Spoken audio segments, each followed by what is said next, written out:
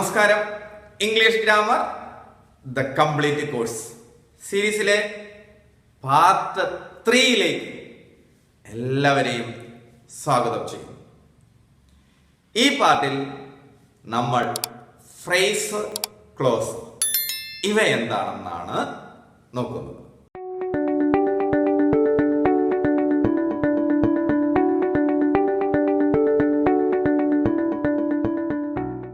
ആദ്യം നമ്മൾക്ക് ഫ്രേസ് എന്താണെന്ന് പഠിക്കാം. ദാ 2 ചോദ്യങ്ങൾ ബോർഡിൽ എഴുതി വെച്ചിട്ടുണ്ട്. First question, where does the sun rise? കഴിഞ്ഞ പാർട്ടിൽ ഈ എക്സാമ്പിൾ പറഞ്ഞതാണ്. സബ്ജക്റ്റ് പ്രെഡിക്കേറ്റ് പഠിപ്പിച്ചപ്പോൾ where does the sun rise? എവിടെയാണ് സൂര്യൻ ഉദിക്കുന്നത്? ആൻസർ ഇവിടെ 3 ആൻസർ 3 തരത്തിൽ, ഒരേ ആൻസർ തന്നെ 3 തരത്തിൽ ഇവിടെ എഴുതിയിട്ടുണ്ട്. ഫസ്റ്റ് ആൻസർ നോക്കാം, east. Second one, in the east. And the third one, the sun rises in the east. All the answers are same. എല്ലാ ഉത്തരങ്ങളും ഒന്ന് തന്നെയാണ്. പക്ഷെ they are written in different forms or methods. ഇത് 3 തരത്തിൽ എഴുതിയിരിക്കുന്നു. Answer A, east. That means the answer of that question is written in a word. ഈ ചോദ്യത്തിന്റെ ഉത്തരം ഒരു വാക്കിൽ എഴുതിയിരിക്കുന്നു. Then നോക്കുക, in the east. അവിടെയും ആൻസർ ആയി, കിഴക്കിൽ. That is phrase. അതിനാണ് phrase എന്ന് പറയുന്നത്. പറയാം. അതിനു മുൻപ് തേർഡ് ആൻസർ നോക്കാം, the sun rises in the east. This answer is in a sentence. കണ്ടോ, ഇതിന്റെ ഉത്തരം ഒരു സെന്റൻസിലാണ്. It's A statement. ഈ ക്വസ്റ്റ്യന്റെ ആൻസർ പൂർണ്ണമായിട്ട് ഒരു സ്റ്റേറ്റ്മെന്റിൽ, ഒരു സെന്റൻസിൽ ഉത്തരം പറഞ്ഞിരിക്കുന്നു. അസർട്ടീവ് ഓർ ഡിക്ലറേറ്റീവ് സെന്റൻസിലാണ് ഇതിന്റെ ആൻസർ പറഞ്ഞിരിക്കുന്നത്. ആദ്യ പാർട്ടിൽ തന്നെ പഠിച്ചതാണ്. അപ്പോൾ നോക്കിയേ, ഈ ക്വസ്റ്റ്യന്റെ ആൻസർ 3 തരത്തിൽ പറഞ്ഞിരിക്കുന്നു. വേർഡിൽ പറഞ്ഞിരിക്കുന്നു, ഫ്രേസിൽ പറഞ്ഞിരിക്കുന്നു, അതുപോലെ തന്നെ ഒരു സെന്റൻസിൽ പൂർണ്ണമായിട്ട് അർത്ഥം മനസ്സിലാക്കാവുന്ന രീതിയിൽ സബ്ജക്റ്റും പ്രെഡിക്കേറ്റും എല്ലാം ഉൾപ്പെടുത്തി നമ്മൾ പറഞ്ഞു. ഇനി ഇൻ ദ ഈസ്റ്റ്, കിഴക്കിൽ. അപ്പൊ ഫ്രേസ് എന്താ? ഇതിനെന്താ പറയുന്നത്? ഫ്രേസ് എന്ന് പറയും. എന്താ പറയുന്നത്? ഫ്രേസ്. ഫ്രേസ് എന്താണ്? Phrase is a group of words. ഫ്രേസും വാക്കുകളുടെ ഒരു കൂട്ടമാണ്. Which gives sense but not complete sense. Phrase കുറച്ച് ആശയം നൽകുന്നു, വാക്കുകളുടെ കൂട്ടമാണ്, എന്നാൽ പൂർണ്ണമായ ആശയം നൽകുന്നില്ല. അപ്പോൾ പൂർണ്ണമായിട്ട് ആശയം നൽകണമെന്നുണ്ടെങ്കിൽ, if a group of words or a sequence of words which makes complete sense, that's a sentence. പഠിച്ചതാ. പക്ഷെ ഇവിടെ എന്താ? It's also a group of words, വാക്കുകളുടെ കൂട്ടമാണ്. അത് മാത്രമല്ല, moreover it gives sense but not complete sense. So it's a phrase. അപ്പോൾ we can answer a question in a word, in a phrase and in a sentence. ഒരു ചോദ്യത്തിന് ഉത്തരം നമുക്കൊരു വാക്കിൽ പറയാം, ഒരു ഫ്രേസിൽ പറയാം, ഒരു സെന്റൻസിൽ പറയാം. Let us move on. Next question. രണ്ടാമത്തെ ചോദ്യത്തിലേക്ക് നമുക്ക് നീങ്ങാം. Where are you going now? കേട്ടിട്ടുള്ളതല്ലേ? ഇഷ്ടം പോലെ കേട്ടിട്ടുള്ള. നീ ഇപ്പോൾ എങ്ങോട്ടേക്ക് പോകുന്നു? അല്ലെങ്കിൽ നീ എന്നുള്ളതിന് പകരം നിങ്ങൾ എന്ന അർത്ഥം യുവിനുണ്ട്. അപ്പോൾ നിങ്ങൾ ഇപ്പോൾ എങ്ങോട്ടേക്ക് പോകുന്നു എന്നോ, അല്ലെ നീ ഇപ്പോൾ എങ്ങോട്ടേക്ക് പോകുന്നു എന്നോ ആവാം. ആൻസർ നോക്കിയേ, school, to school, I am going to school now. അപ്പൊ these are answers. All the answers are same but there is some difference. എന്നാൽ ചെറിയ വ്യത്യാസം. First answer is in a word, second one in a phrase and the last one in a sentence. അപ്പൊ നോക്കിയേ, ഇത് ഒരു വാക്കിൽ ഉത്തരം പറഞ്ഞിരിക്കുന്നു, ആൻസർ ആയി. പക്ഷേ ടു ഫ്രേസ്, സ്കൂളിലേക്ക്. കണ്ടോ, ഇറ്റ്സ് എ ഫ്രേസ്. ആശയം നൽകുന്നുണ്ടോ? ഉണ്ട്. പൂർണ്ണമായിട്ടുണ്ടോ? ഇല്ല. Then I am going to school now. It's a sentence because it gives complete sense and it is arranged in a particular way. That is a sequence of words. So to school is the phrase. ഇതിനാണ് എന്ത് പറയുന്നത്? Phrase എന്ന് പറയുന്നത്. അപ്പോൾ phrase എന്താണെന്ന് എല്ലാവർക്കും മനസ്സിലായില്ലേ? ഇനി ഫ്രേസിനെ കുറിച്ച് ഡീറ്റെയിൽ ആയിട്ട് പഠിക്കാനായിട്ടുണ്ട്. പല തരത്തിലുള്ള ഫ്രേസ് ഉണ്ട്. നൗൺ ഫ്രേസ് ഉണ്ട്, അഡ്വർബ് ഫ്രേസ് ഉണ്ട്, ആഡ്ജക്റ്റീവ് ഫ്രേസ് ഉണ്ട്, വെർബ് ഫ്രേസ് അല്ലെങ്കിൽ ഫ്രേസൽ വെർബ്സ് ഉണ്ട്. അതൊക്കെ പിന്നീട് നമുക്ക് പഠിക്കാം. അതായത് പാർട്സ് ഓഫ് സ്പീച്ച് ഒക്കെ പഠിച്ചതിന് ശേഷം അത് പഠിച്ചെങ്കിൽ മാത്രമേ കൂടുതൽ മനസ്സിലാവുള്ളൂ. ഇപ്പോൾ എല്ലാവർക്കും ഫ്രേസ് എന്താണെന്ന് മനസ്സിലായി എന്ന് വിശ്വസിക്കുന്നു. നോട്ട് എഴുതി പോകണ്ടേ? Phrase, A group of words which makes sense or some sense but not complete sense is called the phrase. അപ്പോൾ ഫ്രേസ് എന്ന് പറയുന്നത് it should be a group of words. പക്ഷെ ഒരു കാര്യമുണ്ട്, എന്തോന്നാണത്? but not complete sense, but not give complete sense. പൂർണ്ണമായിട്ട് ആശയം നൽകണ്ട, കുറച്ച് ആശയം നൽകിയാ മതി. അതൊരു ഗ്രൂപ്പ് ഓഫ് വേർഡ്സ് ആയിരിക്കണം, വാക്കുകളുടെ കൂട്ടമായിരിക്കണം. That means it should be more than one word. ഒരു വാക്കിൽ കൂടുതൽ ഉണ്ടാവണം. It is called the phrase. എക്സാമ്പിളിലേക്ക് നോക്കാം. It has been raining for an അവർ.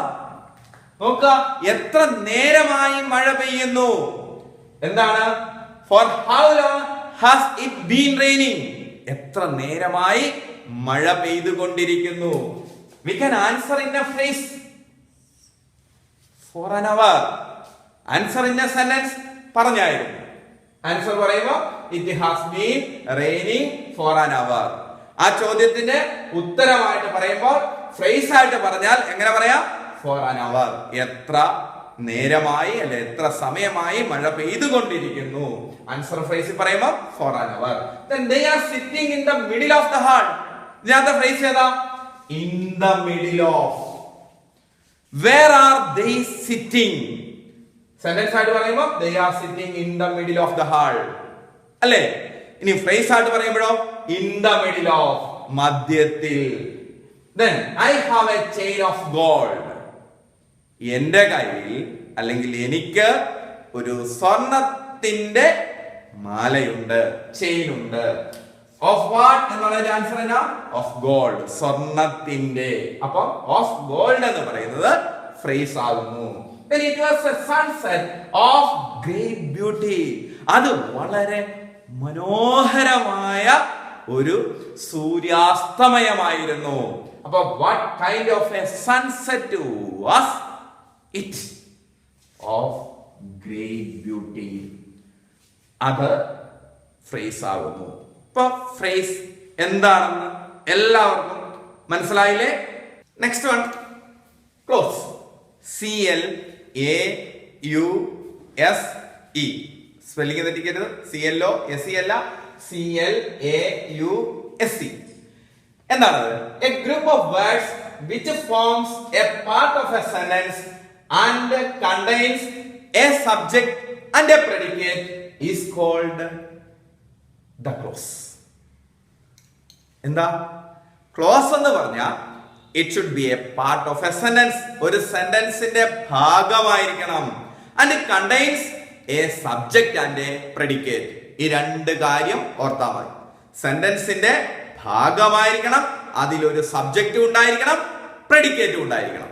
നോക്കാം, ഫ്രേസിൽ നമ്മളൊരു എക്സാമ്പിൾ പറഞ്ഞു, I have A chain of gold. അതേ അർത്ഥം തന്നെ ചെറിയ വ്യത്യാസത്തിൽ ഞാൻ ഇതൊന്ന് മാറ്റി എഴുതി. നോക്കാം, I have A chain which is made of gold. Is it A sentence? Sentence അല്ലേ? അതെ, because it's A sequence of words which makes complete sense. And it contains A phrase also. നോക്കുക, ഓഫ് ഗോൾഡ് എന്ന് പറയുന്ന ഒരു phrase ഉണ്ട്. അപ്പോൾ ഇത് എന്തുകൊണ്ടാണ് ഇതൊരു ക്ലോസ് ആകുന്നു, അല്ലെങ്കിൽ ഇതിൽ എത്ര ക്ലോസ് ഉണ്ട്, അതാണ് നമ്മൾ നോക്കുന്നത്. അപ്പൊ ക്ലോസ് ആയാൽ എന്തുണ്ടാവണം? ഒരു സബ്ജക്റ്റ് ഉണ്ടാവണം, പ്രെഡിക്കേറ്റ് ഉണ്ടാവണം. എന്തിന്റെ ഭാഗമായിരിക്കണം? സെന്റൻസിന്റെ ഭാഗമായിരിക്കണം. നോക്കാം, I have A chain which is made of gold. I have A chain എന്ന് പറയുന്നത് ഒരു ക്ലോസ് ആണ്. Which is made of gold എന്ന് പറയുന്നതും ഒരു ക്ലോസ് ആണ്. So this sentence contains two clauses. ഈ സെന്റൻസിൽ രണ്ട് ക്ലോസുകളുണ്ട്.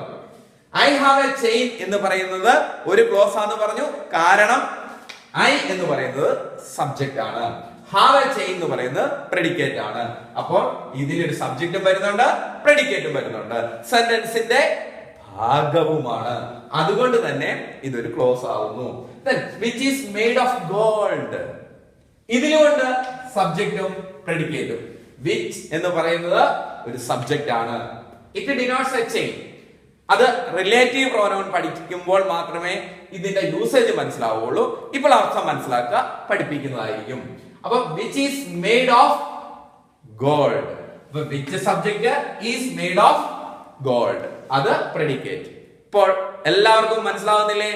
സബ്ജക്റ്റ്, പ്രെഡിക്കേറ്റ്, ഫ്രേസ് ഇതെല്ലാം പഠിച്ച് മനസ്സിലാക്കി വന്നാലേ തുടർന്നുള്ളതും മനസ്സിലാവുള്ളൂ. അപ്പോൾ ഐ ഹാവ് എ ചെയിൻ എന്ന് പറയുന്ന ഒരു close, which is made of gold എന്ന് പറയുന്നത് മറ്റൊരു ക്ലോസ്. അപ്പൊ നോക്കിയേ, I have A chain of gold എന്നുള്ളതിനെ ഒന്ന് നമ്മൾ എക്സ്പാൻഡ് ചെയ്തു, രണ്ട് ക്ലോസിലാക്കി അത് എഴുതി. എന്തുകൊണ്ട്, എങ്ങനെ എന്ന് വ്യക്തമായില്ലേ? അപ്പോൾ ഇതിൽ രണ്ട് ക്ലോസ് ഒന്നും ഉണ്ടെന്ന് പറഞ്ഞു. അപ്പൊ clauses are of two kinds. Clauses രണ്ട് തരത്തിലുണ്ട്. Main clause and the subordinate clause. ഏതൊക്കെയാ? മെയിൻ ക്ലോസും സബോർഡിനേറ്റ് ക്ലോസും. Main clause is the main part of the sentence. അപ്പോൾ when a clause is used as the main part of a sentence is called the main clause. It can stand by itself. അതിന് സ്വതന്ത്രമായി നിൽക്കാൻ സാധിക്കും. അപ്പോൾ main clause എന്ന് പറഞ്ഞാൽ അതിനും സബ്ജക്റ്റും ഉണ്ടാവും, പ്രെഡിക്കേറ്റും ഉണ്ടാവും. അത് ഇൻഡിപെൻഡന്റ് ആണ്, ഡിപ്പെൻഡന്റ് അല്ല. അതിന് സ്വതന്ത്രമായി നിൽക്കാൻ കഴിയും, അതിന് പൂർണ്ണമായിട്ട് ആശയം നൽകാൻ സാധിക്കും. ഐ ഹാവ് എ ചെയിൻ ഇവിടെ വെച്ച് നിർത്തിയാൽ നോക്കിക്കേ, അതൊരു സെന്റൻസ് ആണ്. പക്ഷെ ഇതിന്റെ കൂട്ടത്തിൽ വന്നപ്പോൾ അതൊരു ക്ലോസ് ആയി. കാരണം അതിലൊരു സബ്ജക്റ്റ് ഉണ്ട്, പ്രെഡിക്കേറ്റ് ഉണ്ട്, പൂർണ്ണമായിട്ട് ആശയം നൽകുന്നുണ്ട്. അത് main clause. Then which is made of gold. അപ്പൊ ഈ വിച്ചിന്റെ മീനിങ് എന്നാണെന്ന് മനസ്സിലാവണമെങ്കിൽ എ ചെയിൻ അല്ലെങ്കിൽ ഈ ക്ലോസ് കൂടെ വന്നാലേ മനസ്സിലാവുള്ളൂ. So it is or this close is depending on the main clause. ഈ ക്ലോസ് ഏതിനെ ഡിപ്പെൻഡ് ചെയ്യുന്നു? മെയിൻ ക്ലോസിനെ ഡിപ്പെൻഡ് ചെയ്യുന്നു. So it is dependent. This one is independent. അപ്പൊ it cannot stand by itself. It depends on the main clause. So it is the subordinate clause. അതുകൊണ്ട് ഇത് ഏത് close ആണ്? സബോർഡിനേറ്റ് ക്ലോസ് ആണ്. അപ്പൊ clauses are of two kinds, main clause or principal clause and subordinate clause. ഇനിയും കൂടുതൽ ഉദാഹരണത്തിലേക്ക് പോകാം.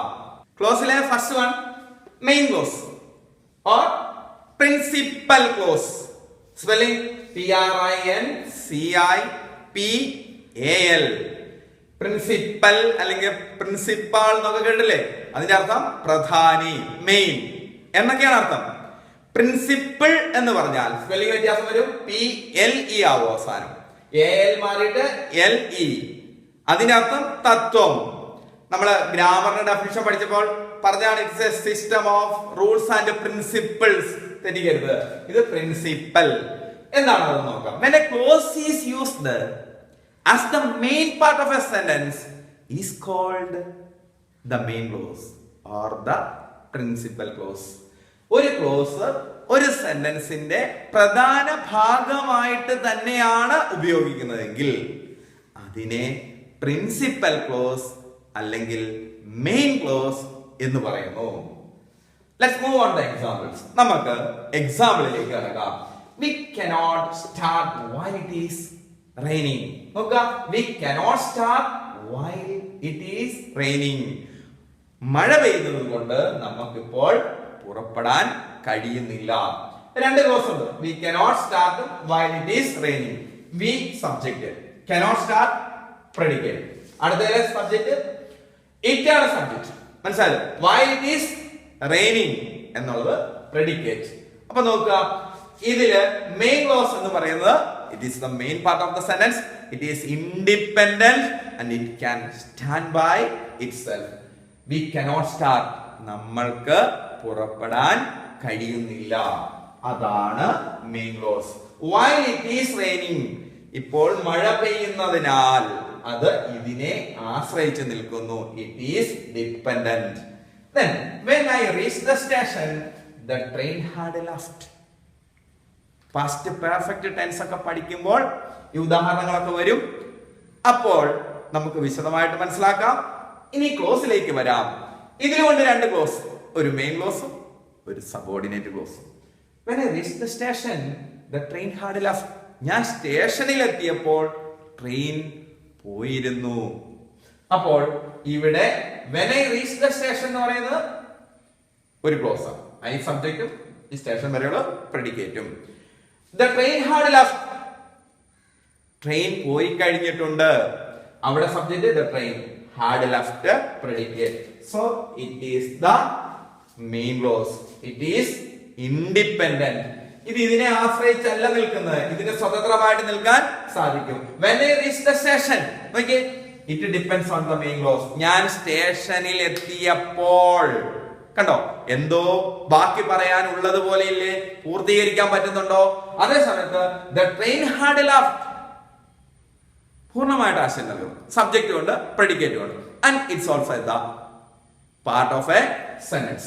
Then what is the name of the girl who danced there? ആ പെൺകുട്ടിയുടെ പേരെന്താ?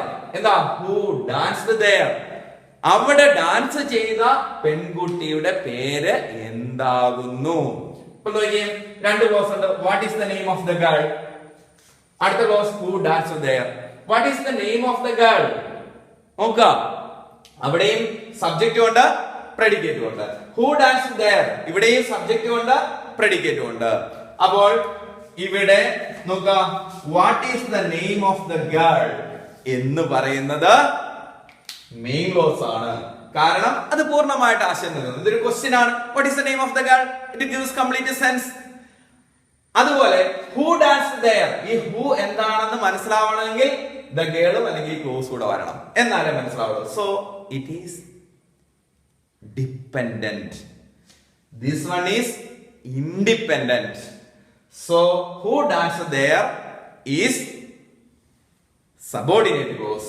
Then though he ran fast, he did not come first. അവൻ വളരെ വേഗത്തിൽ ഓടിയിട്ടും ഒന്നാമതെത്താൻ സാധിച്ചില്ല. അപ്പൊ ഇവിടെ നോക്കുക, though he ran fast, subject ഉണ്ട് he, ബാക്കി ഇവിടെയുള്ള പോർഷൻ പ്രെഡിക്കേറ്റ് ആണ്. അപ്പോൾ അതിന്റെ അർത്ഥം എന്താ? though he ran fast, വേഗത്തിൽ ഓടിയിട്ടും. മനസ്സിലായില്ലേ? എന്തോ ബാക്കി നിൽപ്പുണ്ട്. He did not come first. പക്ഷെ അത് പൂർണ്ണമാണ്. He സബ്ജക്റ്റും did not come first predicateും. It can stand by itself. It gives complete sense. ഇവിടെ though, എന്നാലും, എന്നിട്ടും, എങ്കിലും എന്നൊക്കെയാണ് ഇതിന്റെ അർത്ഥം. though, although, even though, even if എന്നൊക്കെ പറഞ്ഞാൽ but still, yet എന്നൊക്കെയാണ് അർത്ഥം. അത് കോർഡിനേറ്റ് സബോർഡിനേറ്റ് കൺജങ്ഷൻസിലൊക്കെ വരും. അതും നമ്മൾക്ക് പിന്നീട് പഠിക്കാം. അപ്പൊ though he ran fast, he did not come first. Main clause ഏതാണ്? he did not come first. അപ്പൊ ഇതിലെ മെയിൻ ക്ലോസ് ഏതൊക്കെയാണെന്ന് എല്ലാവർക്കും മനസ്സിലായില്ലേ? സബോർഡിനേറ്റ് ക്ലോസിലേക്ക് പോവാം. when a clause is not used as the main part of a sentence is called the subordinate clause.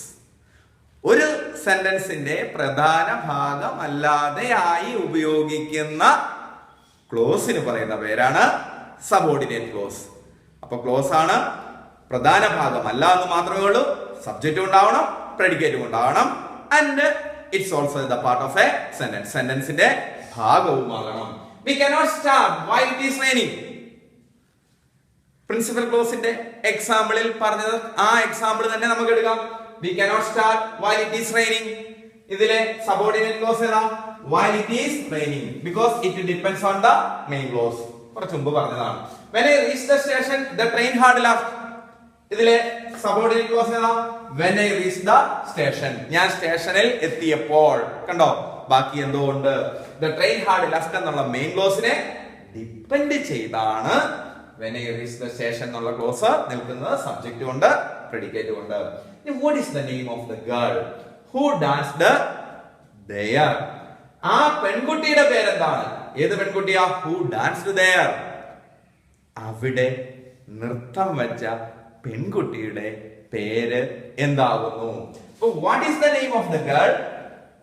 Principal clause. Who danced there? Subordinate clause. ഇവിടെ ഇത് subordinate close ആകാൻ കാരണം ഹു എന്ന relative pronoun the girl എന്നുള്ള നൗണിന് പകരമാണ് ഉപയോഗിച്ചിരിക്കുന്നത്. അപ്പൊ ഈ ഹു എന്താണെന്ന് മനസ്സിലാകണമെങ്കിൽ ഈ ക്ലോസില് ദ ഗേൾ എന്നുള്ള പാർട്ടിയുടെ വന്നെങ്കിലേ മനസ്സിലാവുള്ളൂ. So this close depends on the main clause. So it is the subordinate clause. ഇനിയും ഞാൻ നേരത്തെ പറഞ്ഞു റിലേറ്റീവ് പ്രോനൗൺസ് ഒക്കെ പഠിക്കുമ്പോൾ ഇതൊക്കെ വിശദമാക്കി പറഞ്ഞു തരാം. Then though he ran fast, he did not come first. അവൻ വേഗത്തിൽ ഓടിയിട്ടും. That is the subordinate clause. അതാണ് സബോർഡിനേറ്റ് ക്ലോസ്. കാരണം പൂർണ്ണമായിട്ട് ആശയം നൽകുന്നില്ല. ഒരു സബ്ജക്റ്റ് കൊണ്ട് പ്രെഡിക്കേറ്റ് കൊണ്ട് സബ്ജക്റ്റിന്റെ ഭാഗവുമാണ്. Then he did not come first. ഇതിലോ it has a subject and a predicate. And it is the part of a sentence. It is independent. പക്ഷേ ഇതോ ഇറ്റ് ഈസ് ഡിപ്പെൻഡന്റ്. ഇത് ഇതിനെ ഡിപ്പെൻഡ് ചെയ്താണ് നിൽക്കുന്നത്. ദോ എന്നാൽ എങ്കിലും, എന്നിട്ടും, എന്നിരുന്നാലും എന്നൊക്കെയാണ് അർത്ഥം. അപ്പോൾ ഇതിൽ നിന്ന് എല്ലാവർക്കും ക്ലോസ് എന്താണെന്ന് മനസ്സിലായി. അതുപോലെ തന്നെ സബോർഡിനേറ്റ് ക്ലോസും മെയിൻ ക്ലോസും എന്താണെന്ന് മനസ്സിലായി എന്ന് വിചാരിച്ചുകൊണ്ട് വിശ്വസിച്ചുകൊണ്ട് തൽക്കാലം ഇവിടെ നിർത്തുന്നു. അടുത്ത പാർട്ടിൽ പാർട്സ് ഓഫ് സ്പീച്ച് ആയിരിക്കും നമ്മൾ പഠിക്കുന്നത്.